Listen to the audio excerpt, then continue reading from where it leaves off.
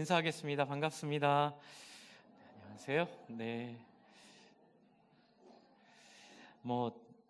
약간 좀 잔소리 같지만 여러분 앉으실 때 좀 앞쪽으로 미리 오신 분이 앉아주시면 뒤에 오신 분들이 뒤에 좀 앉을 수 있는 여지들이 있어서 좀 이렇게 여유들이 있을 것 같습니다. 뒤에 오신 분들 좀 배려하시는 마음으로 앞쪽으로 좀 많이 앉아주시면 감사하겠고요.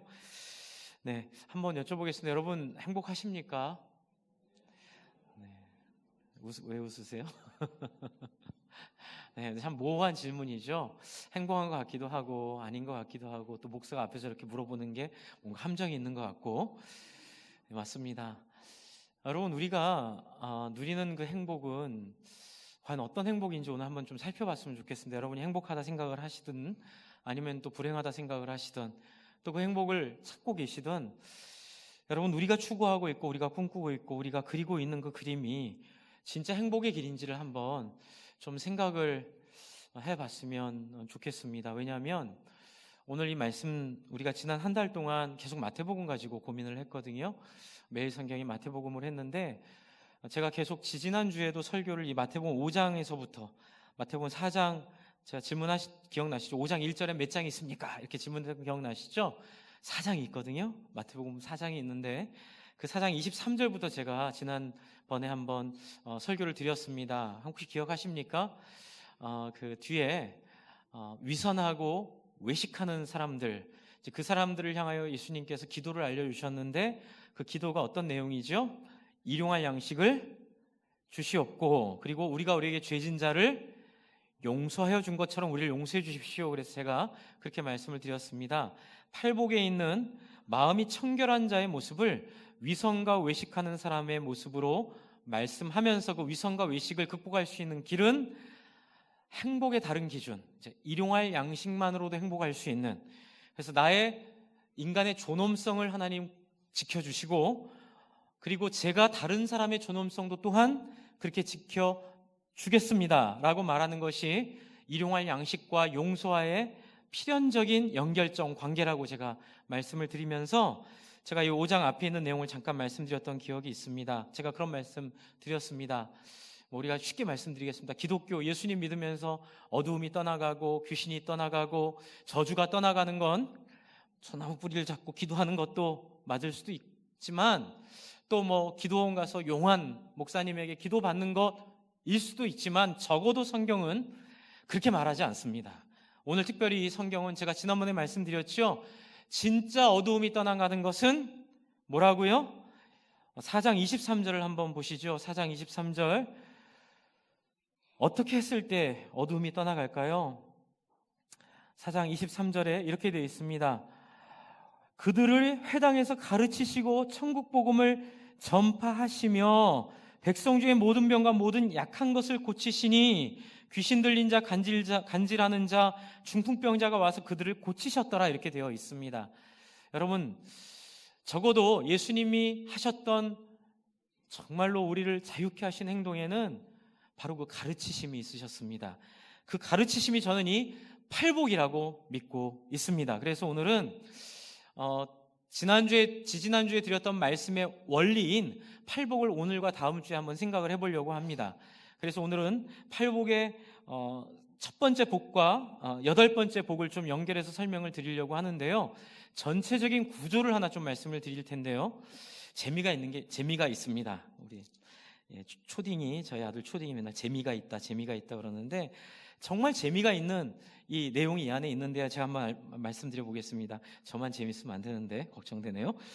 마태복음 4장 23절과 여러분 뒤에 보시면 이렇게 뒤로 가시면 마태복음 9장 35절과의 차이점을 한번 찾아보시기 바랍니다. 4장 23절은 제가 아까 좀 읽었죠. 예수께서 온 갈릴리에 두루 다니사 그들의 회당에서 가르치시며 천국 복음을 전파하시며 백성 중에 모든 병과 모든 약한 것을 고치시니 이렇게 되어 있고요. 여러분 9장 이 35절을 같이 읽어보겠습니다. 시작. 예수께서 모든 도시와 마을에 두루 다니사 그들의 회당에서 가르치시며 천국 복음을 전파하시며 모든 병과 모든 약한 것을 고치시니라. 어떠세요? 같죠? 같지만 다른 부분이 하나 있습니다. 뭐가 다릅니까? 한번 찾아보세요. 뭐가 다릅니까? 23절은 어디예요? 갈릴리에 다니시며 가르치시고 천국 복음을 전파하시고 약한 것을 고치신 거고요. 35절은 모든 도시와 마을에 두루 다니사 그들의 회당에서 가르치시며 이렇게 되어 있습니다. 물론 이 모든 도시가 무엇인지는 좀 더 주석이 필요하긴 하지만 적어도 이 두 구절이 비슷하면서도 약간 다르다는 것은 확실합니다. 여러분, 이게 왜 이렇게 되어 있을까요? 마태가 의도적으로 구조를 만든 겁니다. 그러니까 마태 저자가 이 구조를 통해서 우리에게 뭔가 하고 싶은 얘기가 있는 거예요. 여러분, 이스라엘의 문학은 지난번에 시편도 설교드렸지만 알파벳 시편이라 그래서 A, B, C, D, 가나다라 그 첫자만 따가지고 시편을 완벽하게 구성한 것처럼 이스라엘의 문학은 단순히 말이 아니라 구조를 가지고 자기의 감동과 자기가 전하고자 하는 내용을 그림과 같이 전하는 특징들이 있습니다. 그래서 이스라엘 사람들의 정신 세계에서 이 구조는 너무 중요한데요. 특별히 지금 제가 읽어드린 23절과 9장 35절은 어떤 차이가 있는 걸까요? 저는 이렇게 해석을 했습니다. 사실 이 내용은 양용희 교수님이라고 에스라 성경대학원 교수님께서 쓰신 마태복음이라는 책에 이분이 이 구조를 가지고 이제 인클루지오, 그래서 이제 이렇게 포함되어 있고 앞과 뒤가 같은 내용을 말씀하셨는데 너무나 탁월한 관찰이었고요. 그래서 저희가 신학교를 후원하고 신학하는 분들을 후원해야 될 마땅한 이유들을 늘 경험하게 됩니다. 이제 그분의 관찰을 도움 입어서 제가 그 위에 좀 해석을 좀 붙여봤습니다. 이제 지금부터 이제 제 해석이니까 여러분 감안하고 들으시면 됩니다. 여러분, 4장 23절부터 9장까지는요, 예수님께서 원리를 가르치신 내용입니다. 그러니까 제자됨이 무엇인가를 예수님이 원리를 가르치시고 그 원리를 따라 당신의 삶을 통해 제자들에게 보여주신 거예요. 우리로 치면 제자 훈련을 받은 겁니다. 그리고 이제 제자 훈련 충분히 받았어요. 하산하도록 하여라, 더 가르쳐 줄 것이 없느니라. 이제 그 내용이 바로 9장 35절부터 있는 내용들입니다. 그래서 여러분 9장 35절부터 보시면 36절에 뒤에 보시고 뭐라 그러죠? 36절을 같이 한 번 더 읽어볼까요? 9장 36절 시작. 무리를 보시고 불쌍히 여기시니 이는 그들이 목자 없는 양과 같이 고생하며 기진함이라. 그래서 뭐 어떻게 하시죠? 37절 이에 제자들에게 이르시되 추수할 것이 많되 일꾼이 적으니 그러므로 추수하는 주인에게 청하여 추수할 일꾼을 보내주소서 하라 하시니라. 그러면서 어디로 나아갑니까? 10장 1절 그 유명한 10장 1절 그 내용이 나옵니다. 같이 한번 10장 1절 2절 1절, 1절만 읽겠습니다. 같이 읽습니다. 시작. 예수께서 그의 12제자를 부르사 더러운 귀신을 쫓아내며 모든 병과 모든 약한 것을 고치시는 권능을 주시니라. 여러분, 지금 이 구조는 명백하게 제자됨의 비결을 가르쳐주고 있습니다. 여러분, 제가 행복하십니까? 여쭤봤는데 그 여쭤본 바에 여러분이 어떤 대답을 하시던 간에 여러분이 아셨던 모르셨던 여러분 미래에 참 행복의 길을 지금 이 구조를 통해 우리에게 보여주고 있습니다. 성경이 말하는 참 행복은 무엇입니까? 제자됨을 배울 뿐만이 아니라 예수님을 통해 배울 뿐만이 아니라 그 배움을 가지고 예수님이 우리를 보내셔서 어떻게 해요? 예수님이 하셨던 그 삶을 그대로 우리로 살도록 하나님 원하신다는 겁니다. 그래서 제자 훈련만 하고 끝나는 게 아니라 제자 훈련의 정점에는 이제 9장 35절부터의 사명이 여러분에게 주어지는 겁니다. 그래서 여러분, 진짜 신앙은 뭘까요? 진짜 행복은 뭘까요? 요즘에 많은 뜻있는 어르신들이 한탄을 하십니다. 저도 같은 마음입니다. 한국 교회에 진정한 그리스도인들이 많이 없다. 1000만 명이 있다고 말하지만 진짜 제자가 너무 없다.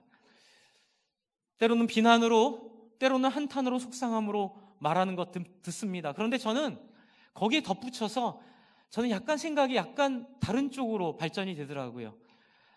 너무 짠한 거예요. 예수는 믿는데 이런 제자됨을 배우지 못하고 이런 예수님의 파송을 경험하지 못하는 사람들에 대한 때로는 비난이나 불편함이나 이렇게 투정, 여러분은 진정한 그리스도인입니까?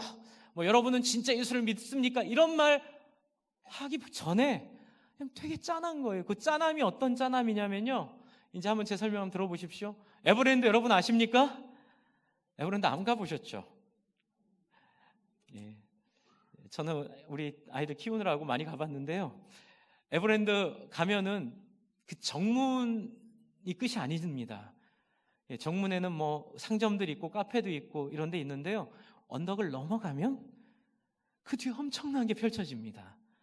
그런데 그 비싼 입장료 내고 에버랜드 정문 들어서 여기 이쁘네 라고 그러고 거기는 카페에서 아침 10시부터 저녁 5시까지 책을 읽으며 이 카페 좋아요 라고 말하는 사람에게 느끼는 이 안타까움이 제가 좀 있습니다.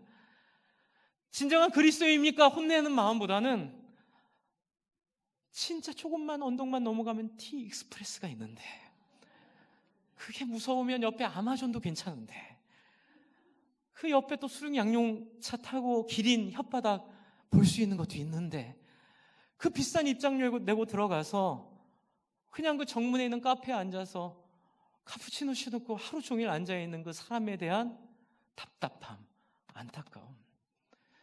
여러분, 하나님 나라에 누려야 할 수 있고 누려야 되는 영광과 능력이 어마어마합니다. 여러분 행복하십니까? 이렇게 여쭤보면 네, 행복해요라고 말하시는 분 중에 혹시 그런 분 있다면 용서해 주십시오. 제가 2년 전에 아무도 집 사지 말라고 말렸는데 샀는데 5천만 원이 올랐어요. 목사님 행복해요.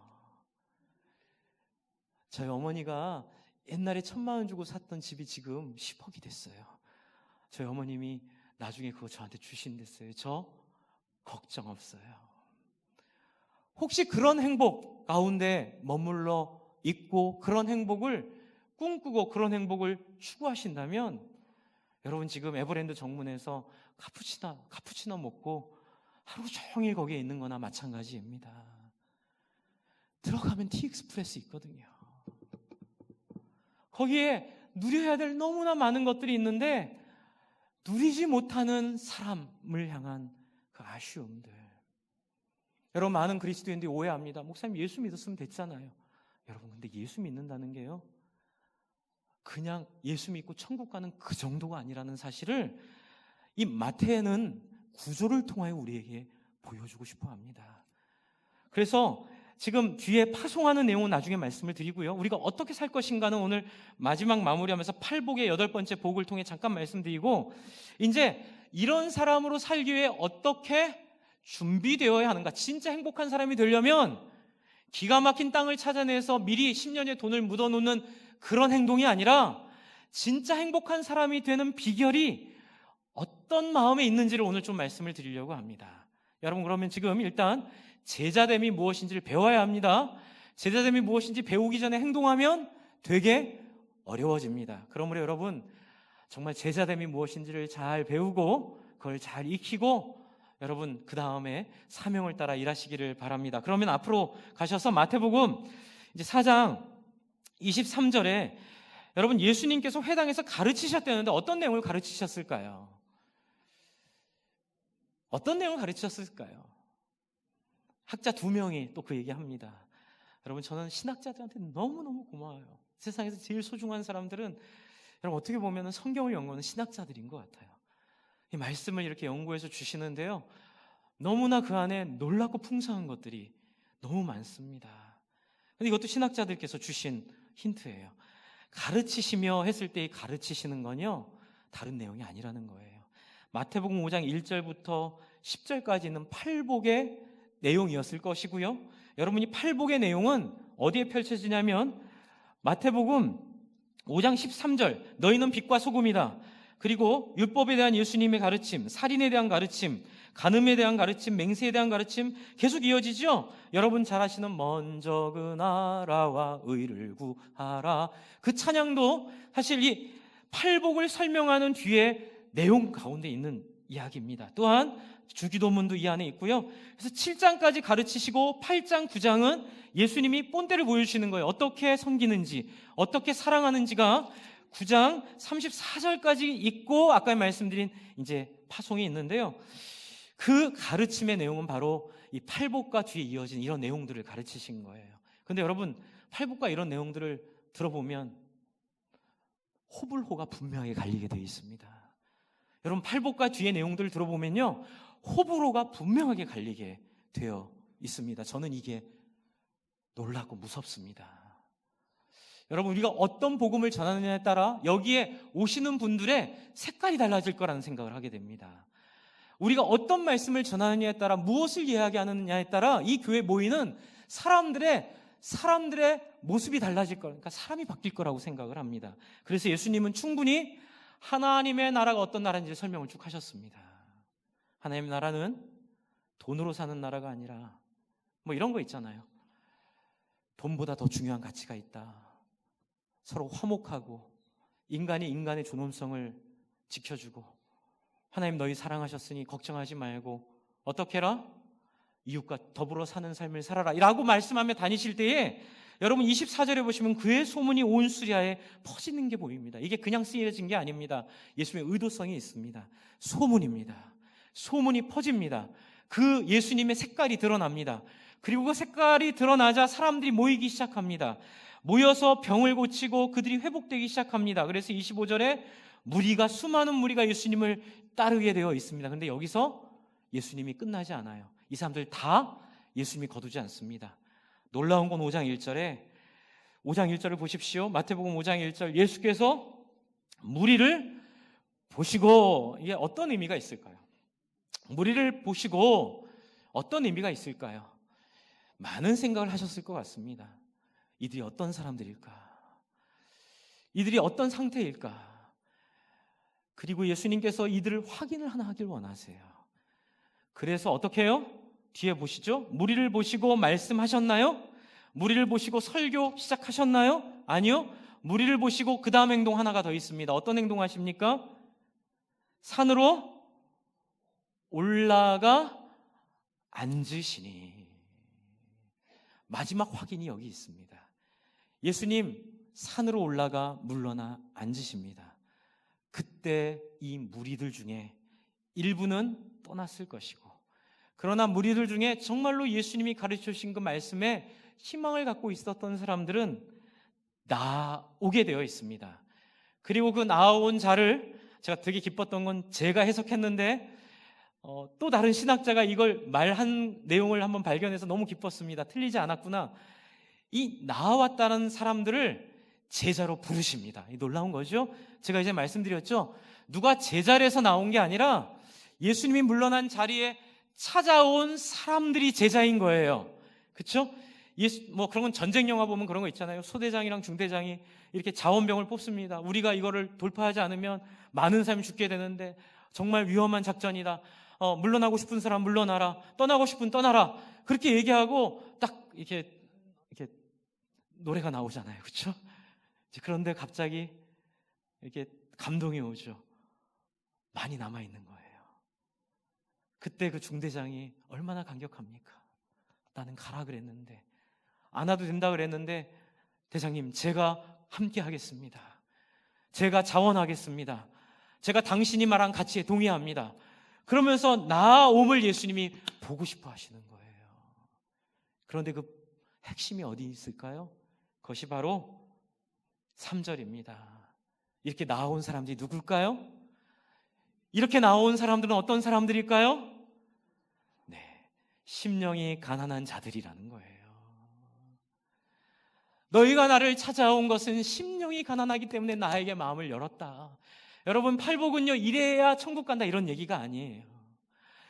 예수님의 마음과 맞은 사람들, 예수님에게 자원하는 사람들, 어쩌면 여러분일 거예요. 이 자리에 이렇게 함께 앉아있는 분들, 여러분 여기 앉아있다고 내년에 폭등할 주식을 알려줍니까? 여러분 10년 뒤에 2배가 될 토지를 알려줍니까? 투자해야 될 아파트를 알려드립니까? 그런 거 하나도 없잖아요. 그런 분에도 불구하고 이렇게 와서 여기에 주차장도 불편합니다. 죄송합니다. 주차장도 불편한데 이렇게 여러분 와서 앉아있는 여러분을 향하여 예수님이 고백하시는 거예요. 너희는 복이 있느니라. 한 거 아무것도 없어요. 뭐 착한 일 선한 일 한 거 없어요. 그냥 하나님의 초대의 마음을 열고 나온 거예요. 나온 자들 예수님 기뻐하시고 그들을 칭찬하시고 그들을 향하여 너희를 보내신 건, 너희가 나온 건 너희가 아니라 하나님이 너희를 보내셨다 이렇게 칭찬하시려고 하는 겁니다. 여러분, 이게 너무 중요합니다. 마음이 가난한 자들. 여러분, 그런데 이 마음이 가난한 자들 예수님이 왜 이렇게 중요하게 여겼을까? 그건 바로 역사와 전통이 있는 스토리 때문에 그렇습니다. 여러분, 이 마음이 가난한 자의 컨셉은 이사야 61장 1절부터 2절에 있는 컨셉입니다. 여러분, 지금 팔복의 초반 3절은 이사야 61장에서 왔고 뒤에 나머지 5개는 시편에서 왔습니다. 그건 다음 주에 말씀드리고요. 이 61편 1절부터 2절을 같이 한번 읽어볼까요? 1042쪽에 있습니다. 좀 불편하시더라도 성경을 찾아서 읽으시고요. 혹시 성경 안 갖고 오신 분들은 뒤에 저희가 비치용 성경을 많이 마련했으니 다음부터는 오실 때 꼭 그 성경을 들고 오시기 바랍니다. 이게 태블릿이나 이게 핸드폰으로 누릴 수 없는 영광이 종이책에 있습니다. 손가락 끼시고요. 마태복음 5장에 하나 끼시고 이사야 61장 1절부터 2절 1042쪽에 있습니다. 지금 예수님은 이걸 상상하시는 거예요. 이사야 61장 1절부터 2절에 있는 이 내용을 상상하시며 심령이 가난한 자의 축복을 하고 계십니다. 같이 한번 읽어볼까요? 61장 1절 2절이요. 시작. 주 여호와의 영이 내게 내리셨으니 이는 여호와께서 내게 기름을 부으사 가난한 자에게 아름다운 소식을 전하게 하려 하심이라.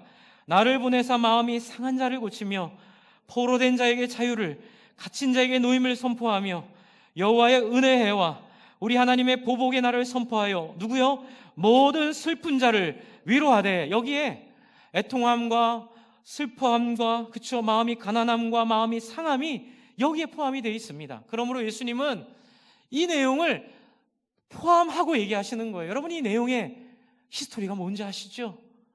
구약의 백성들이, 하나님의 선택된 백성들이 하나님이 기뻐하는 삶을 살지 못하는 거예요. 쉽게 말하면 이 얘기예요.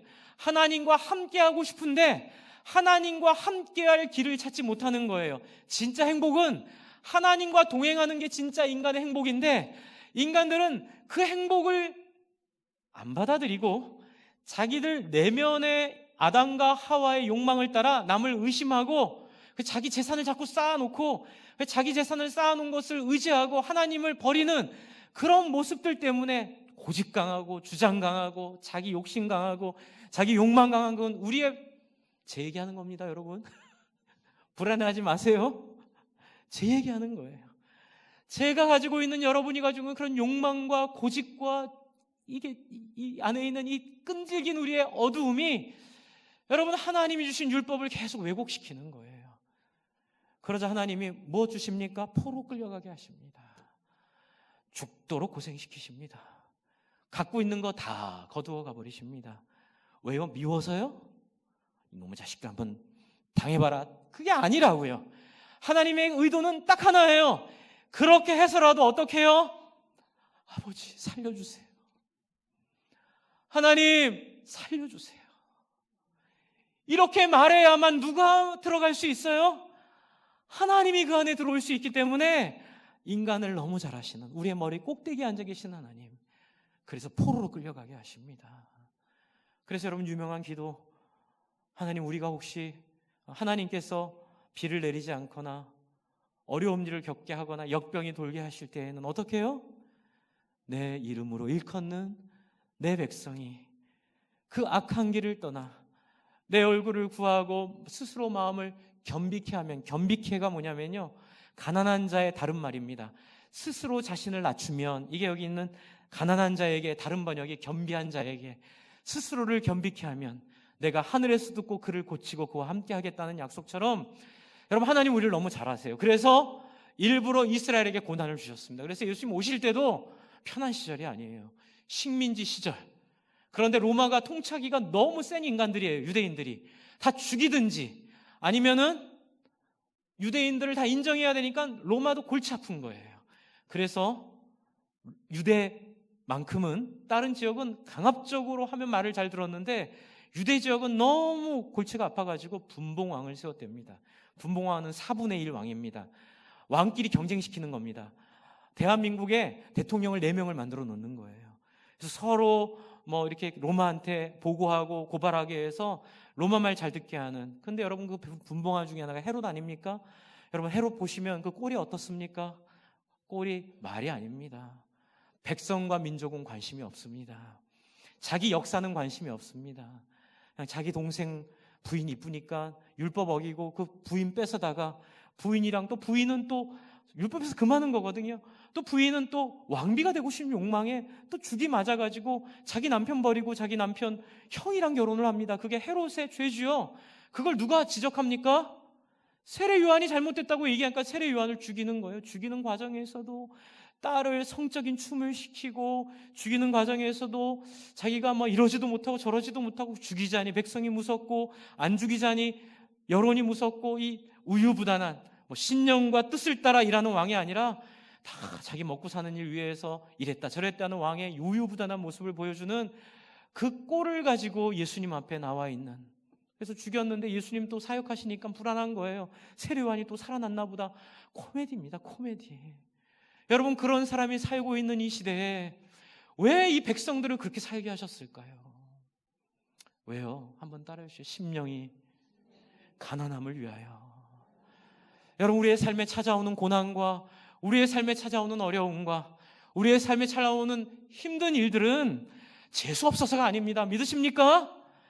여러분이 예수를 믿었기에, 하나님의 백성이 되었기에, 하나님이 이스라엘을 다루시듯이 여러분을 다루고 있는 하나님의 손길을 믿으시기 바랍니다. 목사님, 저 이제 일어나서 나갈래요. 저 그렇게 살기 싫어요. 그러지 마세요. 그렇게 나가면, 집 10채 갖고 있으면 여러분 100년 이상 사세요? 너무 실감이 안 나시죠?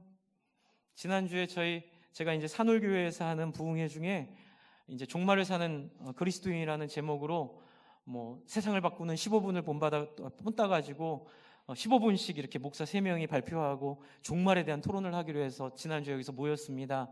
이제 거기는 이제 미국에서 오래 살다 미국 시민권자의 목사님도 계시고, 또 옥스퍼드에서 공부했던 목사님도 계시고, 또 아주 교회에서 목회 잘 하시는 목사님 4명이 모여서 대화를 했는데, 우리의 결론이 이제 이런 거예요.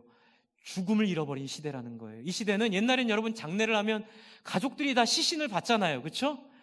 근데 지금은 장례가 터져도 죽음을 볼 수가 없는 거예요.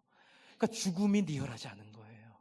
그러니까 사람들이 다 영원히 살 것처럼 착각하고 사는 거예요. 그러니까 자꾸 돈, 땅, 집 그렇게 다 하고 상대의 비교 우월감과 열등감 속에서 아파하고 우월해하며 그렇게 살고 있는 거예요. 여러분, 지금 튤립 모근 하나에 얼마 합니까? 튤립 모근이 뭔지 아시죠? 이제 겨울 지나면 봄에 튤립 모근에서 튤립 나오지 않아요? 그거 얼마예요? 10,000원 하나요? 여러분, 집 한 채 살려면 튤립 모근이 몇 개 있으면 됩니까? 네, 몇억 개 있으면 되나요? 그런데 여러분, 100년 전에는 튤립 모근 하나에 집 한 채였어요. 그 사람들은 그게 영원히 갈 줄 알았어요. 그래서 자기 돈 다 긁어모아 평생 번 돈을 그 튤립 샀다가 어느 날부터 튤립 가격이 폭락하니까 다 망해버리는 거예요. 여러분, 아파트, 땅, 집 여러분 누리고 있는 거 영원할까요? 영원히 땅값이 오를까요? 영원히 집값이 오를까요? 저희 교회 우리 장현우 장로님 전문가 아니십니까? 네, 방송에도 신문에도 이 토지 문제와 관련하여, 부동산 문제와 관련하여 몇 안 되는 전문가신데 어제 그 얘기 하시더라고요. 이제 투자로 살 때는 지났다. 책임은 못 집니다. 저한테 목사님 때문에 그때 살려는 거 포기해서 10배 올라서 책임지세요. 책임은 제가 못 집니다.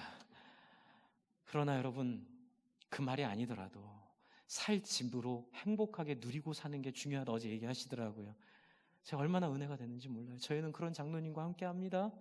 우리 장로님 한 분 한 분이 얼마나 귀하고, 제가 이번에 안수 입사님 수련회 갔다 왔는데 얼마나 감동받고 왔는지 몰라요. 너무나 이 말씀으로 중심 가운데 이 심령이 가난한 자의 모습을 갖고 계시는 거예요. 주 안에 사랑하는 성도 여러분, 가지셨어도 됩니다. 그러나 명심하십시오. 예수님도 하나님도 경고하십니다. 가진 것 때문에 마음이 부유하면 하나님 못 만난다고요. 그럼 에버랜드 들어가서 그 안에도 못 들어가고 그 앞에서 커피 한 잔 마시고 오는 재미없는 인생 살다 끝날 수 있습니다. 여러분, 저는 여러분이 행복했으면 좋겠습니다. 이번에 안수 집사님 수련회 가서도 제가 기도 그렇게 했습니다. 하나님, 저희 교회 모든 성도님들은 교회에 올 때 정말 너무 기쁨에 충만해서 교회 오는 게 너무 행복해서 교회 오고, 집에 갈 때 그 뿌듯함 때문에 심장이 터질 것 같은 뿌듯함을 안고 집에 가는, 집이 10배가 오르는 것과 비교할 수 없는 기쁨, 그래서 땅값이 20배가 오른 것과 비교할 수 없는 충만함과 행복함을 맛보는 교회 되기 원한다고 기도했습니다. 여러분, 그 비결은 바로 여기에 있습니다. 심령이 가난한 자에게 주시는 하나님의 찾아오심입니다. 하나님은 스스로 그렇게 결정하셨어요. 왜요? 하나님은 우리를 억지로 파고 들어오지 않으세요. 사실 여러분, 귀신 들림이요, 외부의 귀신보다는 진짜 귀신 들림의 실체는 자아가 귀신이에요. 자아가 하나님 앞에 깨어 있으면 어떤 사탄도 귀신도 개입하지 못합니다. 그런데 사탄과 귀신을 힘있게 만드는 그 실체는 바로 나예요. 여러분 속에 있는 우유부단한, 여러분 속에 있는 믿음 없음, 여러분 속에 있는 천박함, 우리 속에 있는 천박함, 그렇죠? 이런 우리 안에 있는 이제 우리라 그럴게요. 여러분이 아니고요. 제 안에 있는 천박함, 이런 것들이 귀신이 붙어 살기에 너무 좋은 환경이에요. 곰팡이 습하면 피잖아요. 여러분, 이 땅에 있는 것에 목매고 살면 귀신 들립니다.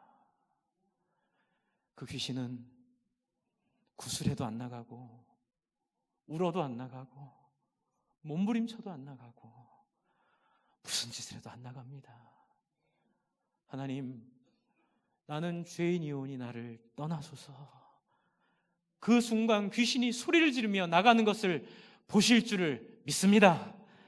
저는 봤습니다.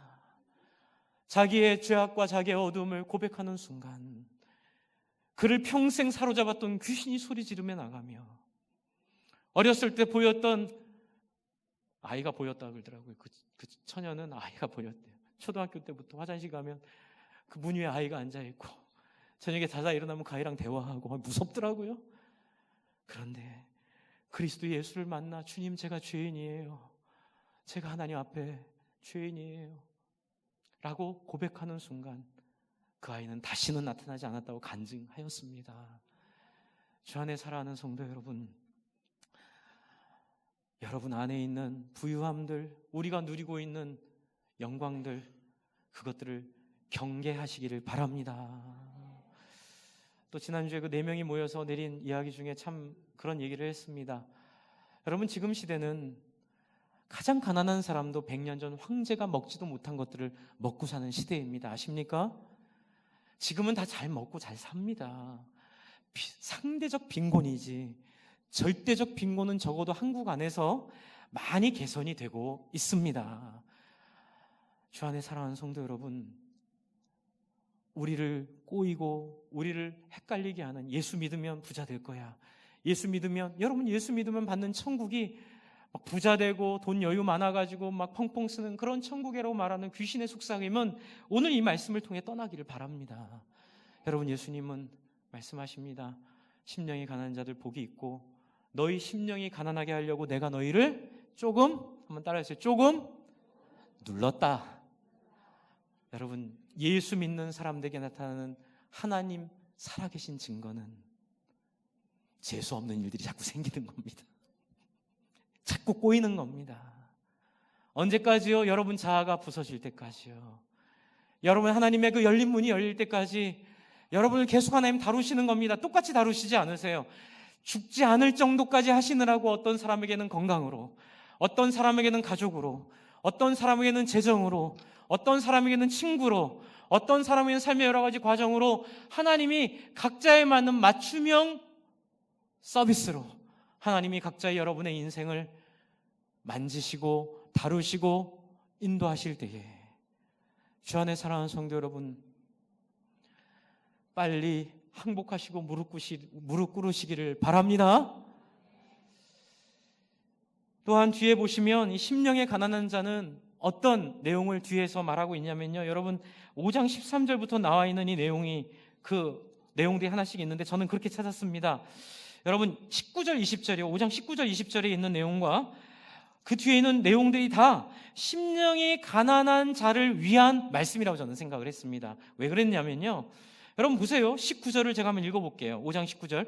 그러므로 누구든지 이 계명 중에 지극히 작은 것 하나라도 버리고 또 그같이 사람을 가르치는 자도 천국에서 지극히 작다 일컬음을 받을 것이요 누구든지 이를 행하며 가르치는 자는 천국에서 크다 일컬음을 받으리라. 20절. 내가 너에게 이르노니 뭐라고요? 너의 의가 누구와 서기관과 바리새인보다 낫지 못하면 결코 천국에 들어가지 못하야. 이 얘기가요, 서기관과 바리새인보다 나으란 얘기가 아니에요. 그건 두 번째 얘기예요. 그건 나중에 다 우리가 새롭게 됐을 때 그때 이제 두 번째로 배울 얘기고요. 지금 이 얘기는 뭐예요? 너희는 죽었다예요.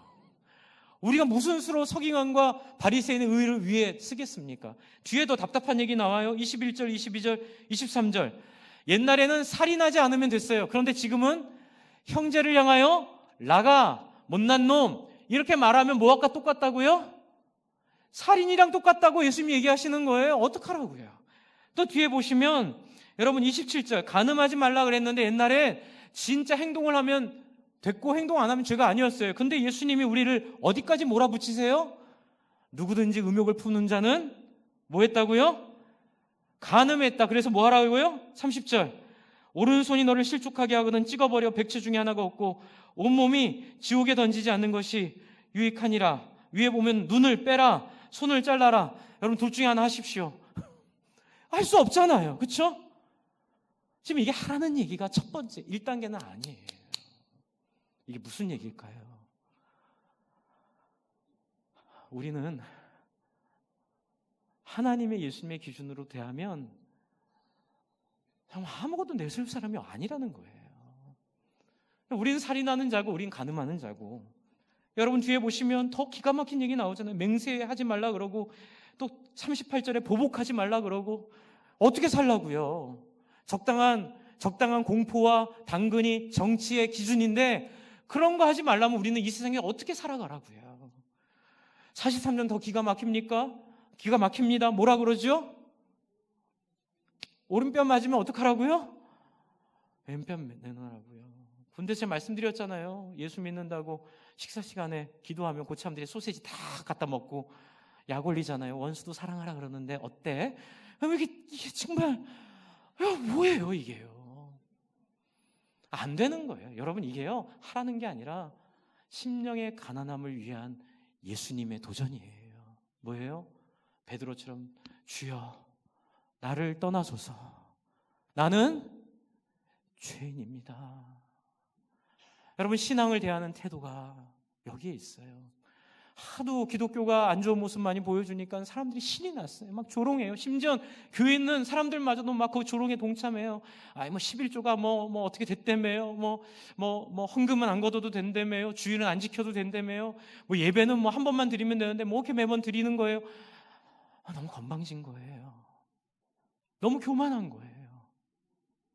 여러분 주일을 한 번만 드려도 되는데 그런 건 언제 드리냐면 언제 되는 거냐면요 정말 하나님을 향한 목마름이 갈급한데 시간이 안 돼서 안 되는 시간을 억지로 낸 게 하나밖에 없을 때 그때 나와 예배 드리는 거 하나님이 기뻐하세요.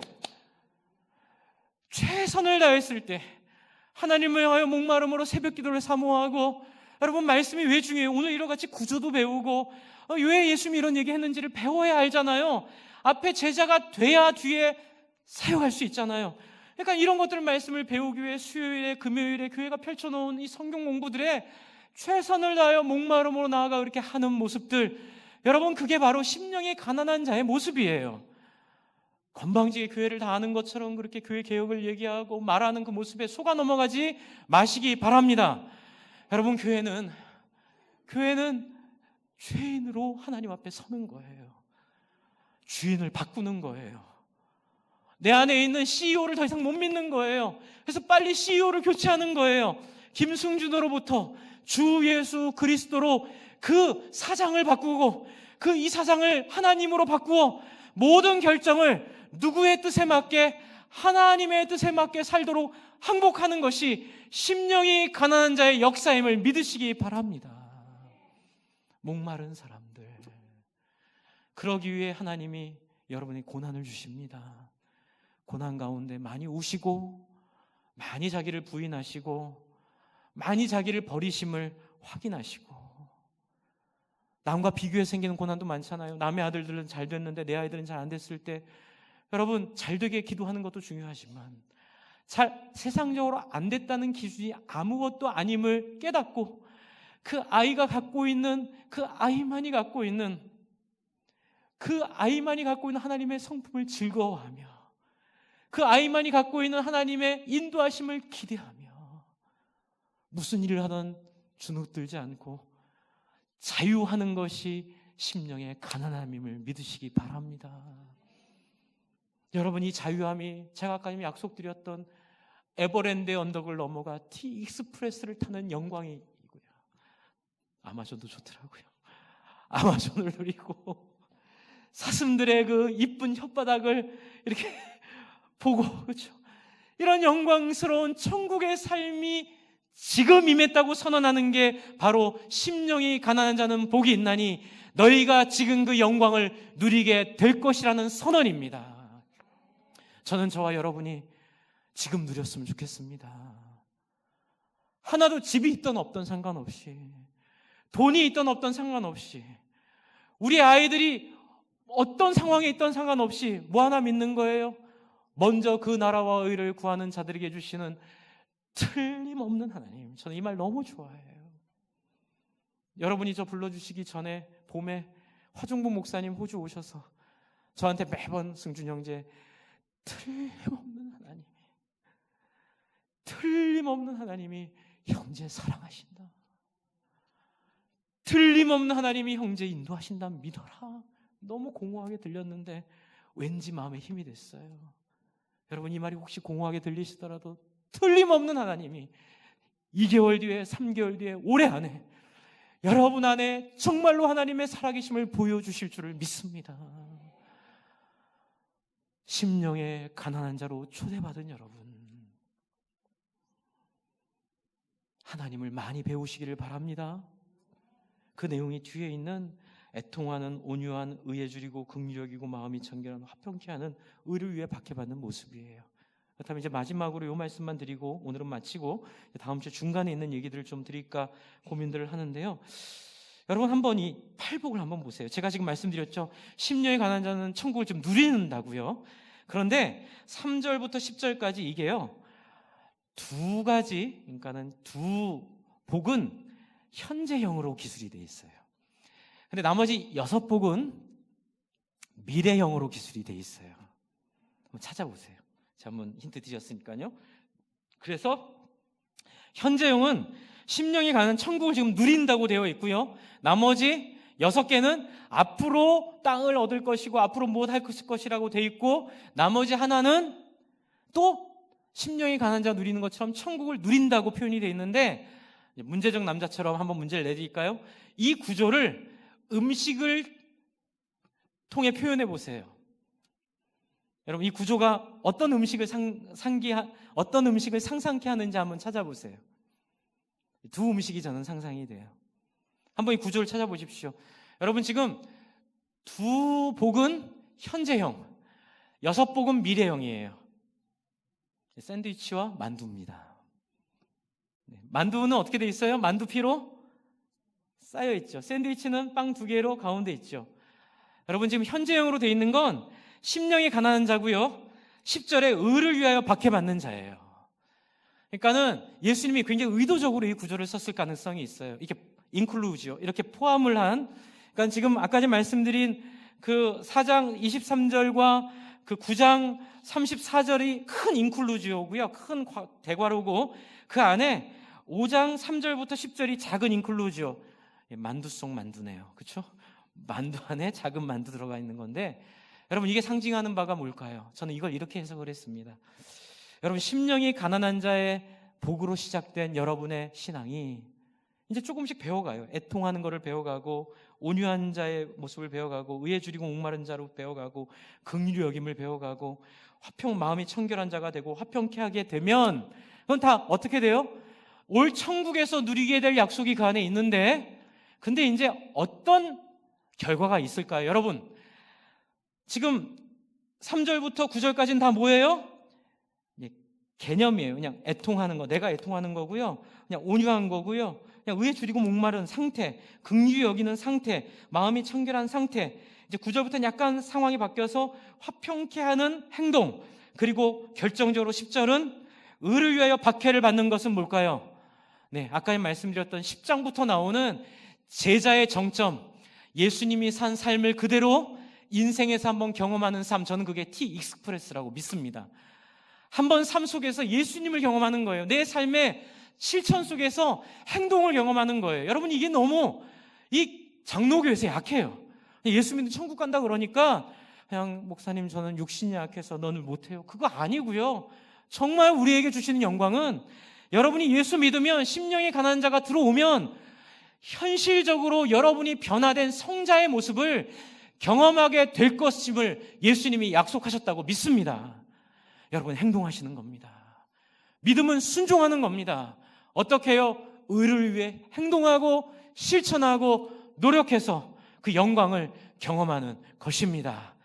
이제 시간이 가서 말씀 마치겠지만 다음 주에 또 이 내용들이 구체적인 모습들을 몇 가지 또 같이 나누면서 무엇이 행동하는 것인지 중간의 내용들을 가지고 한번 같이 나누어 보도록 하겠습니다. 여러분, 심령의 가난함으로 들어오시는 내용을 위하여 기도하시기 바라고요. 또한 의를 위해 박해받는 영광스러운 삶, 여러분 정말 교회 생활하면서 우리 같이 기도하실 때에 그냥 말로만이 아니라 누군가를 살리고 누군가를 섬기고 누군가를 위해 자기의 재산을 나누고 누군가를 위해 자기가 애써서 갖고 왔던 것들을 다른 사람의 영광을 위해서 함께 풀어주는, 그래서 많은 사람을 유익하게 하는 행동, 의로운 삶이 나타나도록 기대하며 함께 기도하겠습니다. 같이 이 시간 기도하겠습니다. 하나님, 심령의 가난함을 누리고 이 삶을 누리는 현재의 복을 하나님 우리에게 허락해 주십시오. 같이 기도하겠습니다. 하나님 아버지, 저희가 하나님 앞에 아버지